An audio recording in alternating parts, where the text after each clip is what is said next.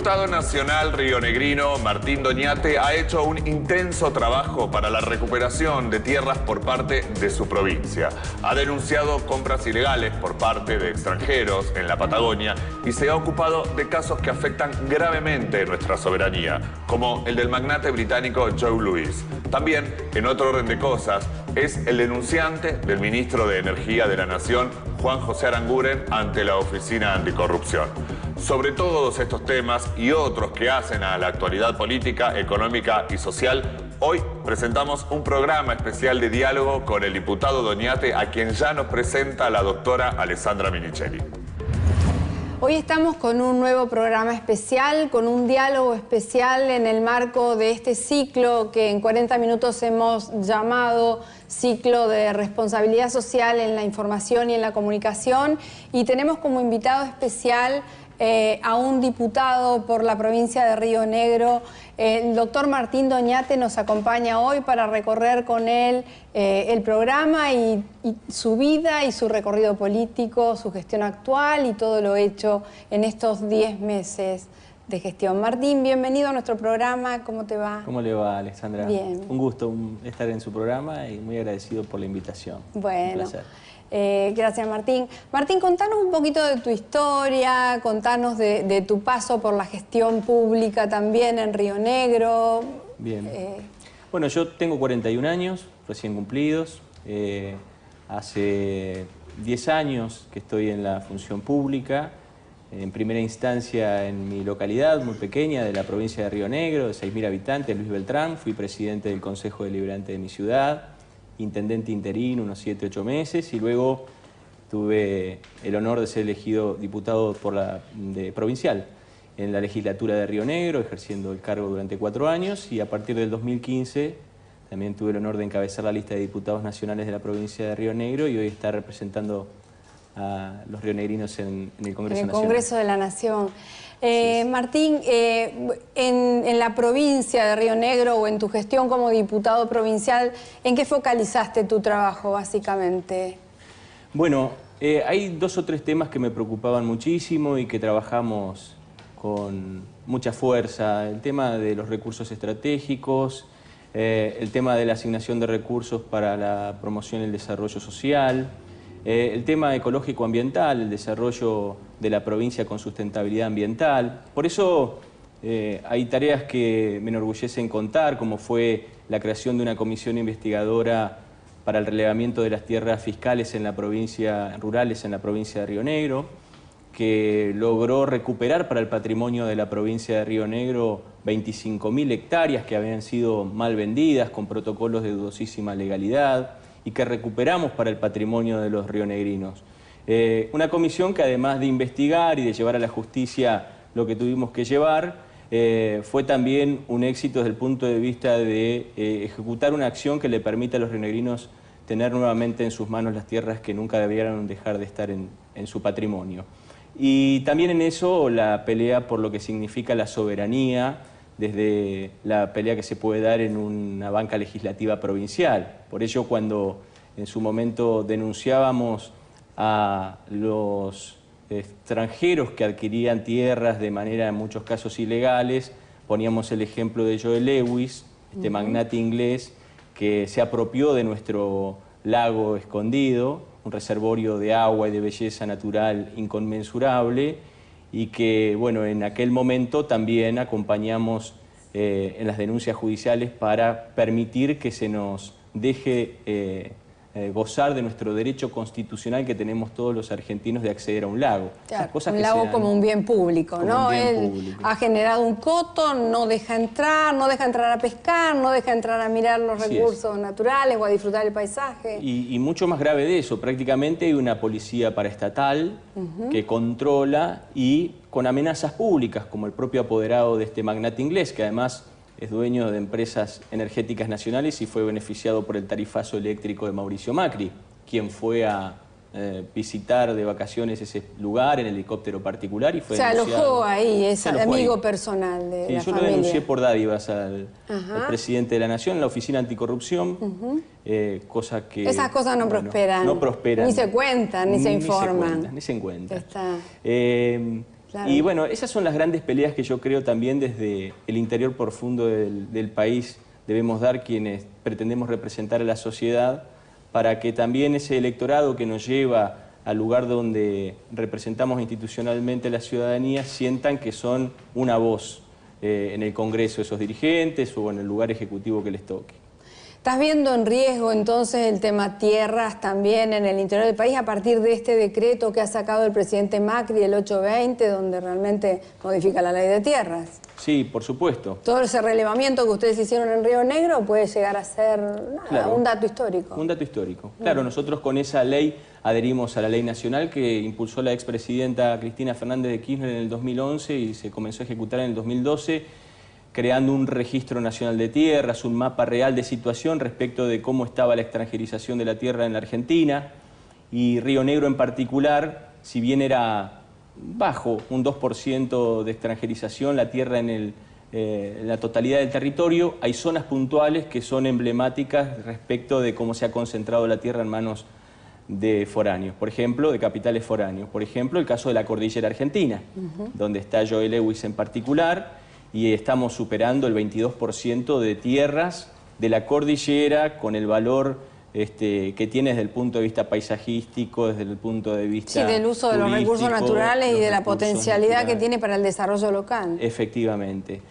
Así que ahora ese decreto 820, nosotros nos presentamos en la justicia, pedimos una declarativa de inconstitucionalidad y una cautelar para que se anule ese decreto, que es claramente anticonstitucional, porque ahora, evidentemente, es uno de los ejemplos de cómo el mercado ha ocupado el lugar del Estado, ¿no? Claro. Ahora se deja liberado a las fuerzas del mercado la posibilidad de acceder a tierras de nuestro país, con ese decreto claramente anticonstitucional, y evidentemente este juego de la compra y venta de acciones va a permitir que se acceda, se rompa ese límite que se había impuesto por la ley del gobierno anterior. La especulación inmobiliaria es el eje hoy de las inversiones y no la protección de un recurso estratégico como es la tierra. Claro, está como el mercado regulando al Estado en vez del Estado regular al mercado para mantener equilibrio de fuerzas, ¿no? Efectivamente. Esto es lo perverso y lo terrible que está pasando. Claro, y en nuestra concepción, el Estado debe estar para poner equilibrios donde genera desequilibrios el mercado.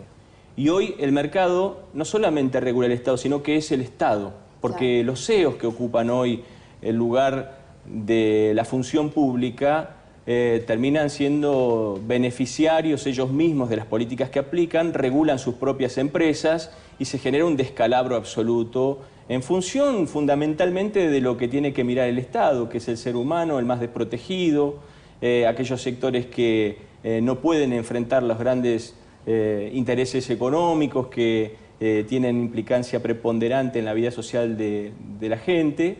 Y a mí me parece también que este camino que ha emprendido el presidente Macri no es un camino desconocido, sino que es un camino que ya había iniciado en la ciudad de Buenos Aires en su gestión como jefe de la ciudad y que en base a una gran estafa electoral, que fue una gran mentira, un gran telón mediático que generó expectativas en la gente, naturales expectativas en la gente, hoy vemos una gran estafa electoral, porque cuando dijo que no iba a devaluar, devaluó inmediatamente. Cuando dijo que nadie iba a perder su fuente de trabajo ni sus derechos, vemos cómo día a día van perdiendo el trabajo millones de argentinos, cómo se está licuando el bolsillo de los trabajadores, cómo las jubilaciones pasaron a estar en una situación de signo de interrogación con estas nuevas leyes que dicen que son para fortalecer el sistema previsional argentino y en realidad... Para debilitarlo y para armar otro esquema. Otro esquema absolutamente liberal de reparto. Poniendo en juego el Fondo de Garantía de Sustentabilidad que le dio el gran apoyo a esa política que llevó adelante el gobierno del Frente para la Victoria. Sí.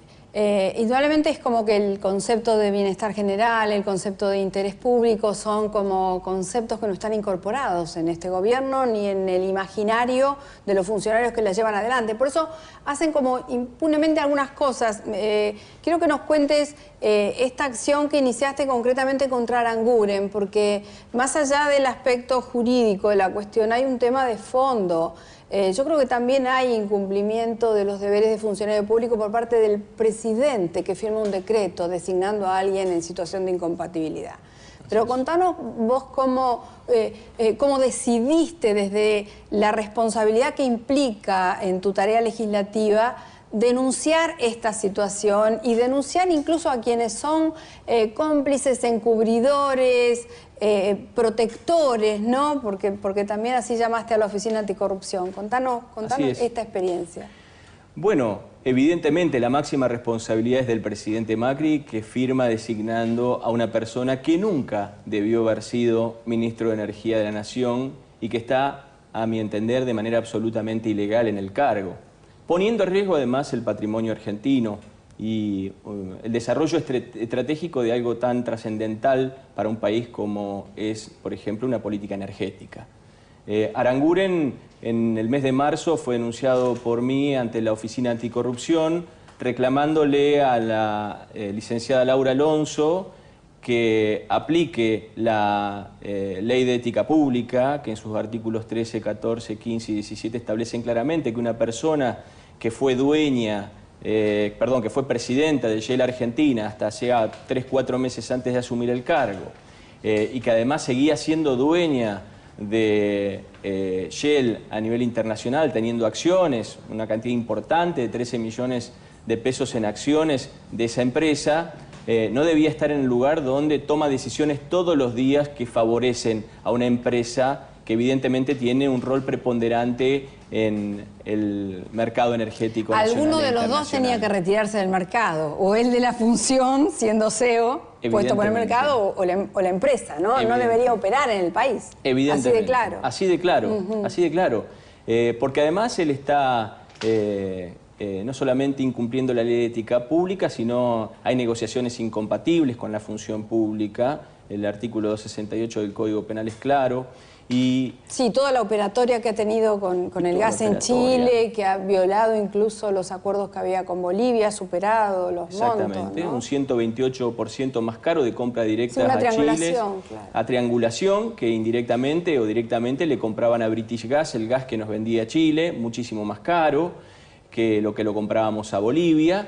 Y Chile le compra a British Gas, que es una empresa que adquirió Shell, de la que es dueño Aranguren. Entre otras cosas, como por ejemplo, 7 de 8 licitaciones que se compraron por buques de gasoil al exterior fueron compradas a Shell. Allí está imputado Aranguren en esa causa que lleva adelante el juez Stornelli, el fiscal Stornelli y el juez Rodríguez. De todos modos, ¿no parece como medio lenta la actuación de la justicia? ¿No? Me parece como que habría... Sí, frente a la gravedad del caso, sí, hay causas que tienen que correr muchísimo más rápido, porque además hay una cosa, doctora, muy grave a mi entender, que creo que es el nudo de la cuestión. Aranguren es el emblema del mercado ocupando el rol del Estado, es el emblema de los CEOs que comienzan a administrar desde el Estado los intereses de sus negocios particulares o de la empresa que representan. Y además Aranguren tiene acceso a información sensible, claro, estratégica y confidencial de YPF, que es la empresa, la mayor competidora de Shell, que además es nuestra empresa estratégica, pilar fundamental de la soberanía energética, claro, de la estrategia de soberanía energética. Exactamente, entonces eso creo que es de una gravedad absoluta que pone realmente en evidencia cuál es el objetivo de este proyecto económico que lleva adelante el presidente Macri. Ahora, ante esa gravedad, ¿no? La pregunta por ahí desde el punto de vista jurídico es, ¿está actuando un fiscal? ¿Qué pasa con la Procuración General de la Nación o con las otras fiscalías que crea el Ministerio Público, la ley del Ministerio Público, la orgánica, en relación a atender este tipo de temas, ¿no? Porque la verdad que hay fiscalías especializadas, unidades fiscales especializadas en distintos temas, y si se quiere acá se conjuga violación a la Constitución Nacional, violaciones concretas de derechos de todos los ciudadanos. ¿Está actuando solo el fiscal en esta causa o hay alguna unidad especial también interviniendo? No hay ninguna unidad especial interviniendo.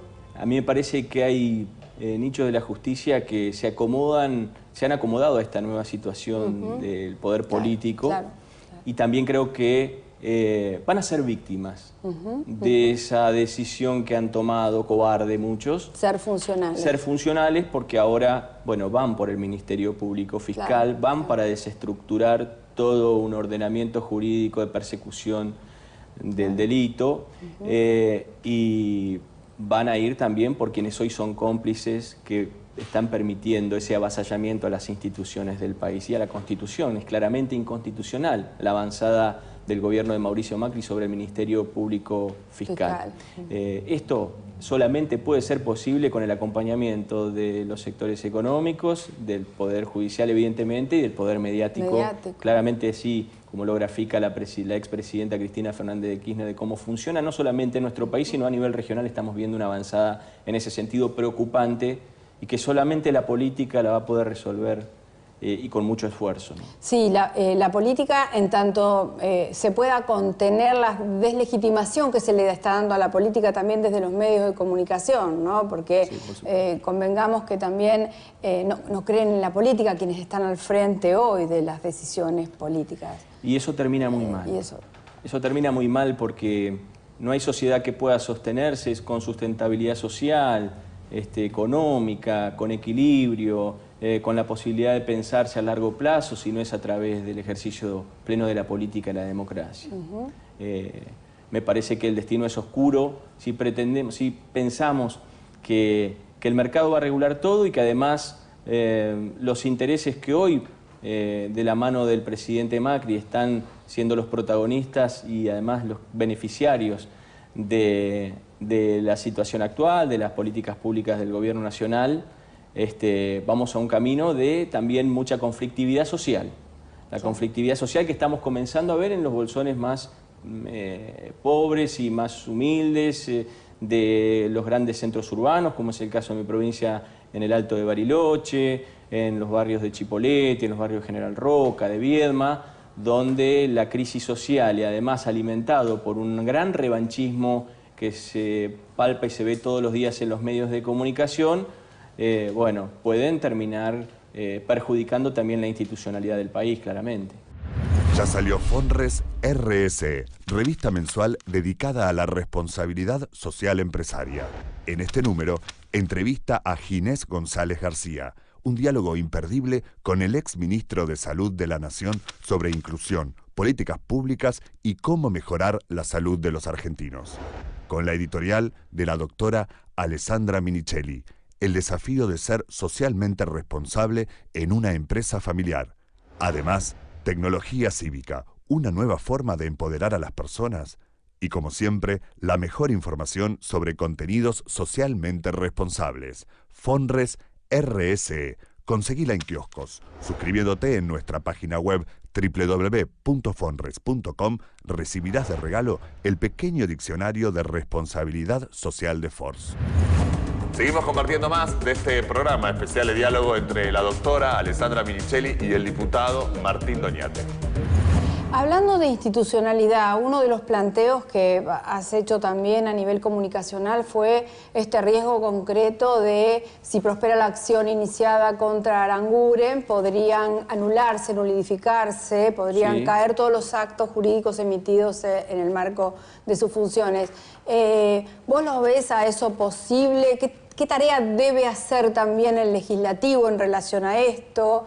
Y los órganos de control del Estado, tanto internos como sería la Sindicatura General como la Auditoría General de la Nación, ¿no? Claro, es muy importante el punto, porque las dos cosas, creo, más esenciales de esa demanda son esto del acceso a la información secreta y confidencial y el peligro de que caigan en nulidad absoluta los actos administrativos concretados por personas que están... Sí, que no son anulables, son nulos de nulidad absoluta, nulos de nulidad insanable. Absoluta, insanable. Y eso retrotrae todas las decisiones de un Estado, de un área del Estado, tan importante como es el área energético, y pone en crisis, descalabra el sistema administrativo del Estado. Claro. Usted que es especialista en derecho administrativo, la verdad que sería muy difícil ver cómo encontrarle una salida tremendo, a tamaño...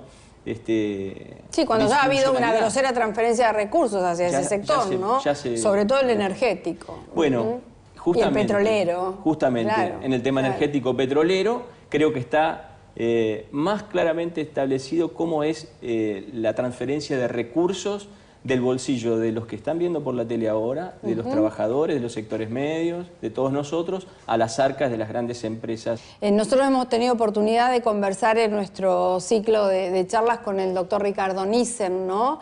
Hablando justamente de, bueno, a ver, hasta dónde era realmente posible que parar esta transferencia de recursos o que efectivamente se pudiera seguir el camino de estos recursos. Y todos terminamos en empresas que hacen desaparecer sus ingresos en paraísos fiscales, que también este es otro camino que la justicia está empezando a recorrer en forma muy lenta también, ¿no? Muy lenta. Muy lenta. Muy lenta. Y también es muy burdo lo que estamos viendo y lo que estamos observando respecto de funcionarios que tienen sus cuentas en el exterior, en el caso del presidente concretamente, y la gran mentira que los medios ayudan a ocultar y que a veces se les vuelve inocultable. El presidente dijo que no tenía cuentas offshore, después se descubrió que las tenía y aceptó que las tenía, pero que no tenía fondos en esas cuentas. Después que sí las tenía, que tenía fondos, pero que no había tenido movimiento. No había operado. Luego sí que tenía cuenta, tenía fondos, tenía Claro, parece como que el reconocimiento del error es también una estrategia de comunicación, ¿no? Es decir que te equivocaste y tratemos de llamar de otra forma a lo que es, por ejemplo, lavado de dinero y evasión fiscal. Digamos que es, si se quiere, una omisión maliciosa en tu declaración jurada. Este disfraz, no llamar a las cosas por su nombre. Exactamente. Como nos pasó con la palabra cambiemos también, ¿no? Que no entendimos, ninguno entendió. Sí.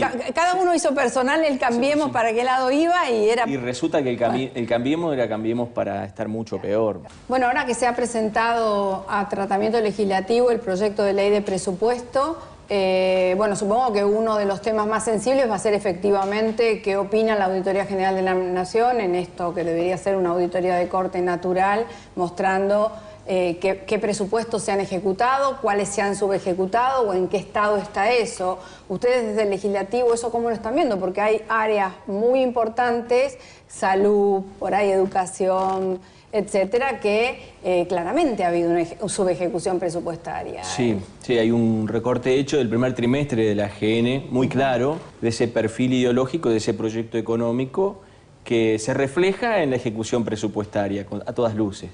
La subejecución, es decir, poner muchísimo menos plata de la que está presupuestado para que la gente entienda, en programas de alta sensibilidad social, como es el programas sanitarios, la educación, urbanismo y vivienda, donde la subejecución es palpable, el programa Procrear, que a mi entender es un programa que motoriza la economía, que genera un impacto para el objetivo de una sociedad con movilización económica, social ascendente. Bueno, hoy tenemos 0 pesos de ejecución y el programa Procrear me parece que fue reivindicado por todos los sectores políticos, desde el oficialismo a la oposición, hace 2 años cuando se comenzó a aplicar, hoy ha caído en desgracia y la gente además no tiene otra alternativa para construir la vivienda que un programa con presencia fuerte del Estado. Y evidentemente eso tiene una repercusión muy fuerte también en la economía de cada una de las regiones del país, no solamente en los grandes centros urbanos, sino en los pequeños pueblos, como en mi ciudad, donde se construyeron cientos de viviendas y generó mucha mano de obra y movilizó a toda la economía de mi pueblo. Está claro que el presupuesto y su ejecución están marcando el perfil ideológico de un proyecto de concentración económica, donde vemos que el sector agroexportador, minero, con la baja de las retenciones se ha llenado de plata y los sectores populares, los sectores medios que necesitan fuerte presencia del Estado para tener más derechos, más herramientas, están viendo perder terreno minuto a minuto.